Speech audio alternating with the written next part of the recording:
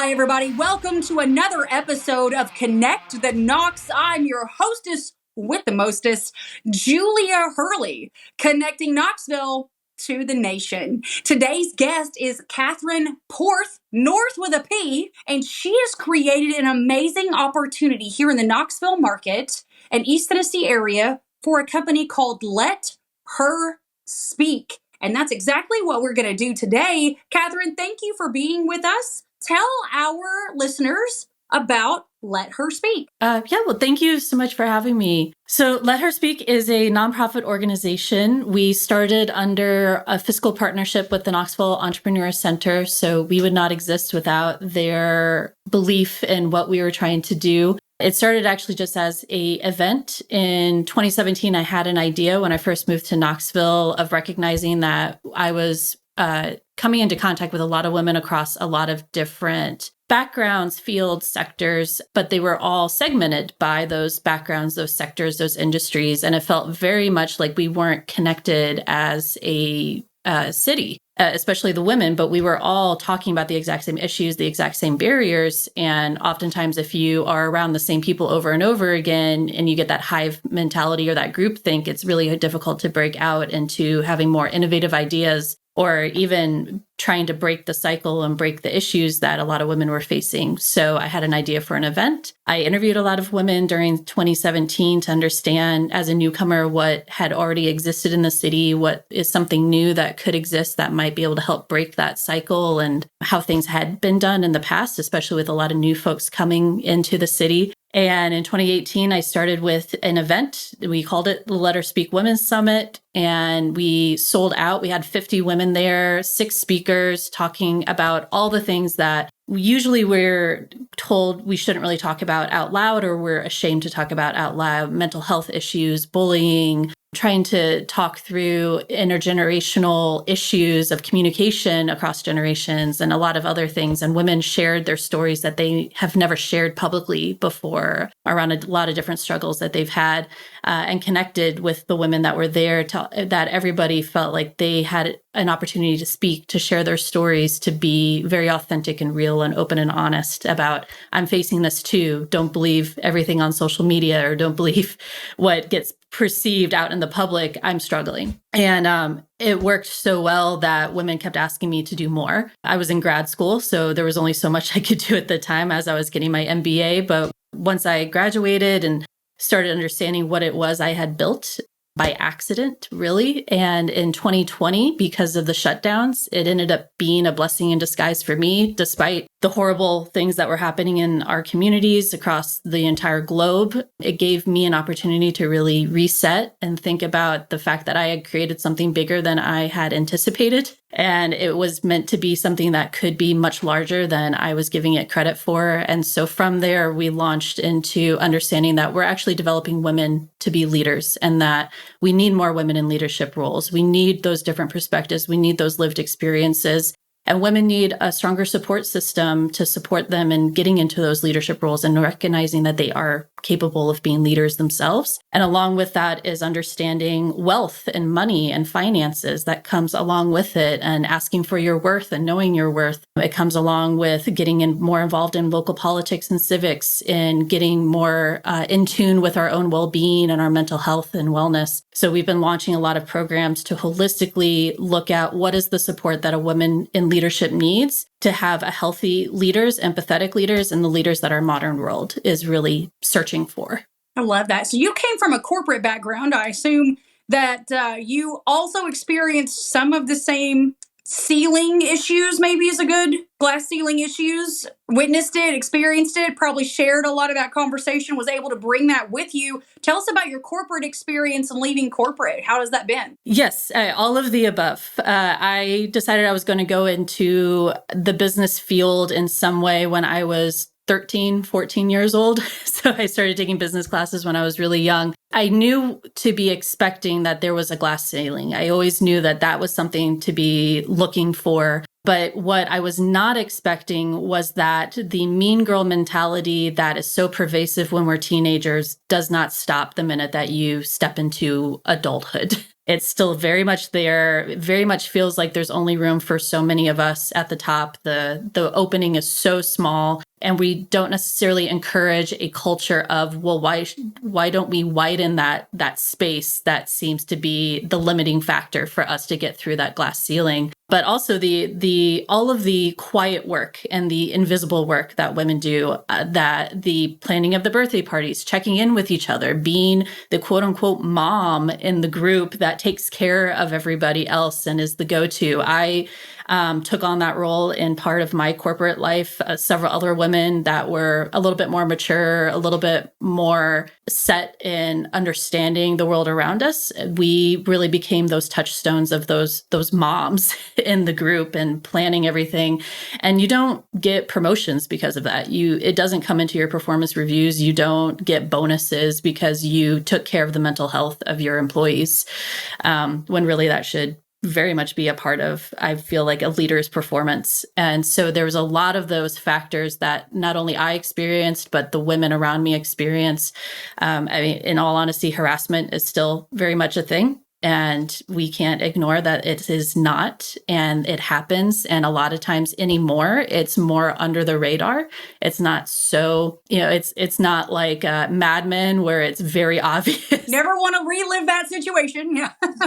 Exactly. It's not as obvious, but it is there and it happens. And women still continue to feel that they need to take on that burden of not sharing it because they feel shameful that it happened to them. And so I ran into that with my colleagues. So yes, out of a lot of frustration was really channeled, and that energy was channeled into creating Let Her Speak. It's not something that isn't discussed, I would say. It's something that really and truly solutions have yet to be found. And continuing to talk about it and shed light on it is a massive opening for solutions, not problems. And that is something that we've always talked about in our family. My husband, God bless his heart, is surrounded by all women, except for the 2 dogs who have been fixed. So there's that. And he is constantly surrounded by females in a different perspective. And even in his leadership in our home, our conversation will still be very different on very specific subjects. And it's always a learning opportunity to share a conversation. Our daughter is about to be 12 years old, and her language patterns are starting to become prevalent around what is affecting her. And the girls, as you said, the mean girl in junior high is about when that starts. It doesn't stop. And some of the conversation and language patterns that we are learning as she is growing are always a challenge and an opportunity for my husband to learn how to be a different kind of leader and be more female oriented. Like, for example, we took a trip to somewhere in South Carolina, very popular place, and now I can't remember the name of it. Anyway, we're there. There's a bunch of road construction. It's pouring down rain. We come out of the restaurant. We don't have umbrellas. There's no umbrella stores. We're going toward the path that we came down to get to the restaurant. My husband says, "There's a shortcut. Let's take that shortcut." And I said, "No, I don't think we're going to take that shortcut." And it was where all the construction was, all these big walls, blockade. You couldn't see through it. You couldn't see past it. I don't know what was on the other side of it. And immediately, as a female, the very first thing I thought of was, I don't know who was on the other side of that. That's not the way we came. I didn't see any lights on that street. There's no restaurants on that street. I don't see any doors open on that street. This is a potential for danger. And he saw shortcut. And it was us versus him. And he was adamant that we take this shortcut. And I said, "Okay, well, we'll meet you on the other side of it then. We're going this way." And when we got to the other side of it, he was waiting. He was very much a shortcut. I mean, he was waiting for us. And I explained to him, I said, "Hey, from a female perspective, this is why I was adamant that we went back the way that we came. And I understand that as a male, you were literally looking for the biggest and fastest solution you could come up with. And you were doing what you thought was the fastest route to get us out of the rain and take care of us. But in my mind, I saw 100 other things that could have gone wrong with that situation because I'm a woman and your daughter is a woman. And these are the things that we have to think about all the time that doesn't even occur to you to have to think about." And the look on his face of just sheer sad that it hadn't occurred to him and that he's supposed to be the protector of his family, And we have these conversations often, and he is very conscientious of space now, unbelievably aware of where we are at all times and kind of the things. But that's just a pattern of behavior that women have to navigate through in a parking lot or an elevator, and especially in the corporate world. So I appreciate and applaud your effort in that. What avenues since 2017 have you been able to take in the Knoxville market to forward that change in groupthink, as you said? I think groupthink is a very good term for that. What have you been able to physically see or palatable conversation to share that's changed in the Knoxville market? I've seen a lot of shifts and a lot of changes. I've seen so I'm very intentional with the way that I curate the culture and the ethos of Let Her Speak and the expectations of any woman that enters into a space that was curated by Let Her Speak, that we seek to understand. We allow every woman to speak. We approach every conversation with kindness and without judgment, and see the opportunities and the possibilities in every woman that comes our way. And I've seen that any room that we curate that is a Let Her Speak space, it is amazing the hope and the positivity and the joy that springs out of the women that enter into those spaces. Because we firmly believe every human deserves to be seen, heard, and valued, and every human desires to be seen, heard, and valued. And that a lot of issues and a lot of traumas are rooted in not feeling seen, heard, or valued at some point in our lives and trying to overcome that in some way. And so it pops up in different ways that can be destructive to a lot of environments. And so the women that have come to our events or engaged in our programming or even listen to our stories that we share online or whether it's written or the recordings that we do, a lot of women see hope that where they're at isn't necessarily where they need to stay if they don't want to stay in that space. We've had women that have stepped out and realized that starting a business and having that freedom was really what they were wanting to do, but they just didn't know if they could do it on their own. And so they found people to help support them through that. I mean, we've had women that, as I mentioned, they've never shared their story before. And now that is a huge part of the work that they do they had that safe space to do that brave space. And now they do it all over the world. They share their story everywhere that they possibly can because they recognize how powerful it was. You start seeing women hold their heads up a little bit higher, speak up a little bit more, especially in rooms that it's not all women, because studies show that still to this day, even if there's gender parity in a room, and let's talk about a classroom, it is still very difficult for a lot of women to speak up, to answer a question, to ask a question in the room and without feeling shameful because they feel like they don't know 100% the answer or they feel like somebody might look down on them for that. And that's one of the things that we're trying to help shift is that's okay. And that one of the things that we can do as women in that room to what it truly means to support another woman is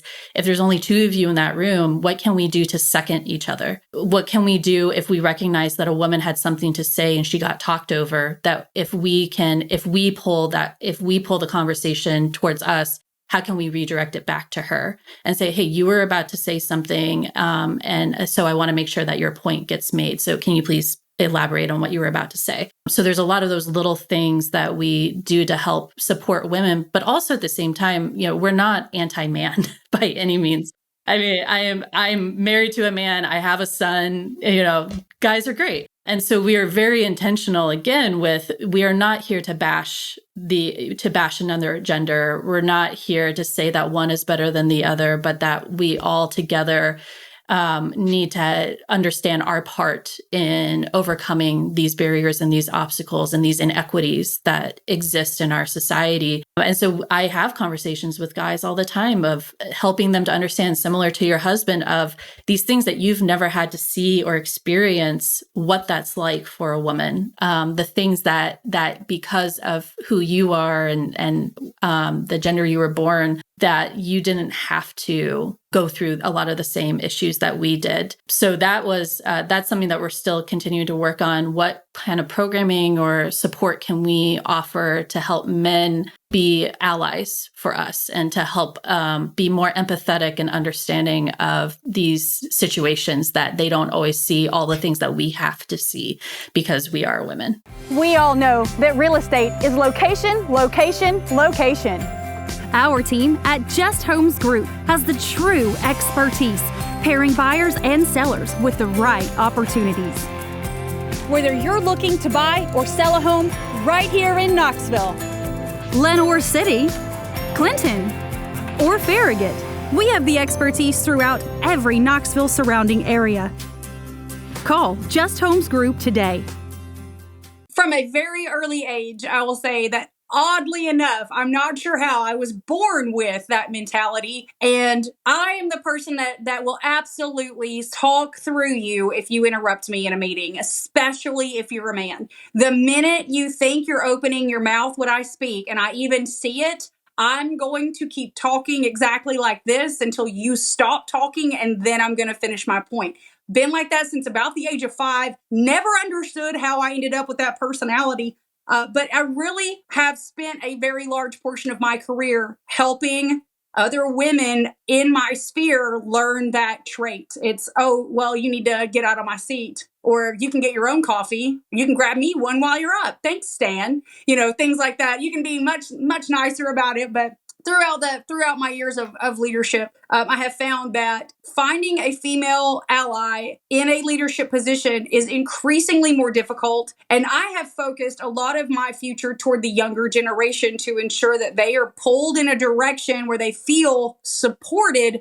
Because I can say throughout my years in banking, in the corporate industry, in politics, I did not get that support from other women. So finding your company in the Knoxville market is huge, because we have a very small buckle of the Bible belt, which I love, specific way of leadership in this area that has yet to encompass full-blown female leadership. What can the people in the community do to reach out to you, to help you, to include themselves, to be included, to contribute? What are you looking for? So right now we are in a state of expansion. So in March of this year, on purpose in March because it's Women's History Month, we established and filed our paperwork for our 501c3 coming out of our fiscal partnership with KEC, because we saw that this can be much bigger than Knoxville. And so we needed to really embrace the fact that this can be much bigger, and I need to believe and show that I know it can be bigger. So we need to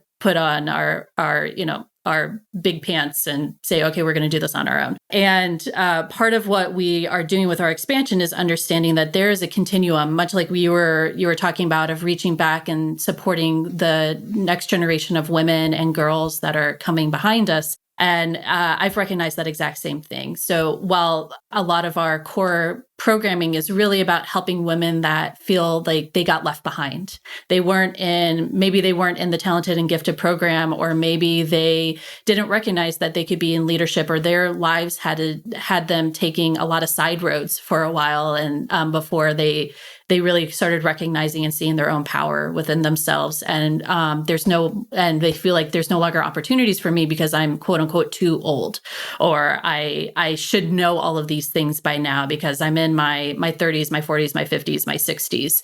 And in all honesty, we're all learning all the time. Nobody has it all figured out. And so we want to give those opportunities to women to be able to feel like they are empowered and getting the education that they desire for that. But the continuum of how do we break that cycle? We're building out programming for preteen girls, as well as women that are in that 18 to 23 age range as well, to help them with the education and the bonding and the conversations that a lot of us that have now grown out of that recognize. I wish that this would have happened much younger, that I didn't have to struggle this way, that I didn't have these barriers put up that I put up myself because of the community that was around me, or maybe the types of people that were around me that weren't helpful. So from a support standpoint, we're going to be opening up very soon opportunities for folks to raise their hands to be a part of advisory board members, as well as different committees and volunteerism with supporting these new programs that we have coming out. We also, of course, because we're on our own, fundraising is a huge thing now. So any fundraising of donors, individuals, but we also, a part of our fundraising is that we do workshops for corporations, individual groups, organizations, all types of different environments. And it doesn't have to be just all women. We do workshops for men and women across topics of imposter syndrome and understanding our strengths or our superpowers, looking at goal setting, but goal setting from the mindset of what we're doing every day is building our legacy. We all have a legacy to leave behind, and what we do every single day is building towards that, or it's taking away from that. And then we're working on a new workshop as well that's around embracing and celebrating failures, and that they're a necessity for growth. And so those workshops actually directly help fund our other programming that we do, that we offer for free or that we offer at a very reduced cost to ensure that financial barriers do not exist for the women that are really wanting our programming and wanting to attend our events. I love that. We have a conversation at the dinner table. Tell me what you failed at today. Because if you didn't fail at anything, you didn't try anything new. So you have to tell me something every day that you failed at. So I know that you tried something new, because no one perfects anything the first time. So a failure is a failure forward. It's a learning experience. I love that program. Where can people find you online? LetHerSpeakUSA.org. Okay. And this is when is your 501c3 going to be through? Do you know how long that takes? I know that they're working on it right now. So we've been in conversation with the IRS to make sure everything's good. So it should be coming very soon. Well, they do move at a glacial pace. Is there anything that you would like to add to this podcast? You've been extremely helpful in explaining what Let Her Speak is. I fully am aware of your concept, and I'm impressed with the conversation, albeit had not had an opportunity to meet with you before, but it is my endeavor to connect Knoxville to the nation. It is exactly what I have strived for over a decade, is to ensure that people are connected to what and who they need to be connected to. So put it out there for everybody. We have about 14,000 subscribers to this podcast and about 178,000 subscribers to our TikTok channel. What would be your wish? If you put it out there to the world, it might come back to you. More than likely it will. What would be your ask? I want Let Her Speak to be in every city across the world, that women are feeling that there's nothing out there for them, especially those smaller secondary, tertiary cities, but also areas of the world, that women don't have an opportunity to share their story, to be seen and to be heard. And that's my wish, is that this ethos and this dream becomes something that is shared across the world, and that we're able to see a fundamental shift in what the future of leadership really looks like. I love it. Catherine, thank you so much for being with us today. Everybody, this is ConnectTheKnox. I'm Julia Hurley, connecting Knoxville to the nation. Until next time. Thank you for tuning into the show. Make sure to like and subscribe. Leave a 5-star review on your podcast player of choice. And if you would like information on moving to Knoxville, send me a private message. As always, this is Julia Hurley, connecting Knoxville to the nation.